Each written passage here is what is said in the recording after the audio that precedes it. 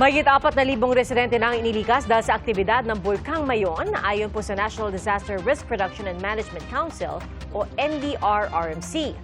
At saksi live, si Ian Cruz. Ian?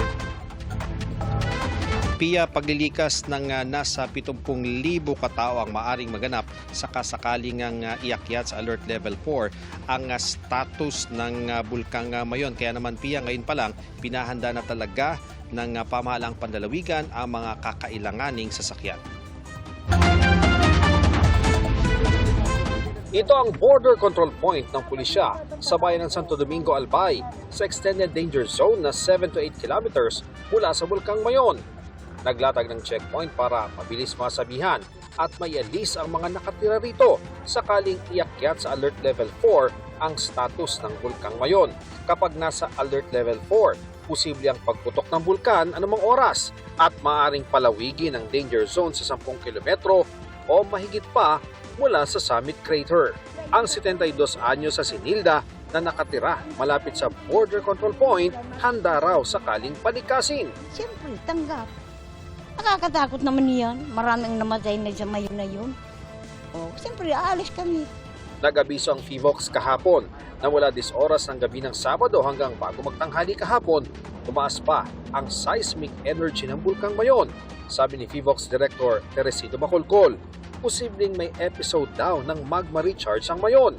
Bagamat tumigil na ang naobserbahang pagtaas ng seismic energy, posible pa rin na magdulot ito ng pagpapatuloy ng eruptive activity ng bulkan, gaya ng madalas na rock falls at pagdaloy ng uson. Nasa 70,000 residente ang kailangang ilikas kapag inakyat sa Alert Level 4 ang bulkan. We have to prepare, number one, yung mobility. So we need trucks or any form of vehicle na pwede sa maramihan or sa mga pamilya. Ang bayan ng Malilipot na nasa 6-kilometer danger zone, mayroong 406 families o mahigit 1,500 na individual na evacuees. Sa San Jose Elementary School, nasa 200 pamilya ang nananatili. Sapat daw pangailangan pero may mga evacuee nang nagkakasakit. Ang 3 taong gulang na si Nino, nilalagnat at sinisipon, kaya nagpa-check up na sa clinic ng evacuation center. Sa siguro po sa ulan, naaambunan kasi lumalabas. Galing kami sa Kalbayog nung nag-evacuation, maulan na gabi. Sa DOH namin, may mga naman sila. Naglalagay sila ng rooms dapat na medyo dapat hindi makahalo din sa mga karamihan ng mga bata.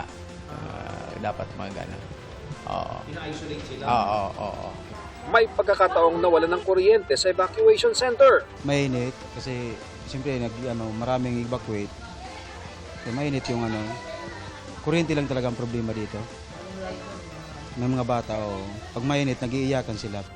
May inaayos sa Tent City sa bakanteng lote sa San Jose para hindi na sana gamitin ng mga evacuee ang paaralan. Wala kaming trabaho ngayon, binigyan kami ng trabaho. Kahit paano madagdagan yung income, magkakatulong pa kami sa mga ibang evacuees na malilipat dito.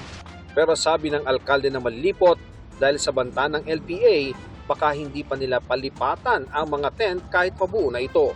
Kanina lang, malakas ang ulan dito sa Albay. Huwag na muna namin ilipat. Doon na muna sila sa mga schools. Dahil pag nandyan sila sa tent, mahihirapan naman sila pag umulan.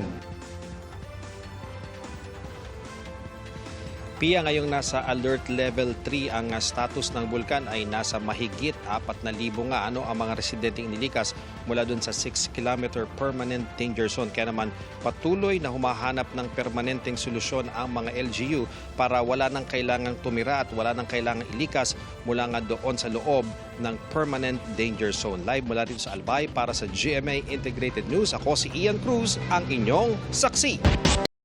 Mga kapuso, maging una sa saksi. Mag-subscribe sa GMA Integrated News sa YouTube para sa iba't ibang balita.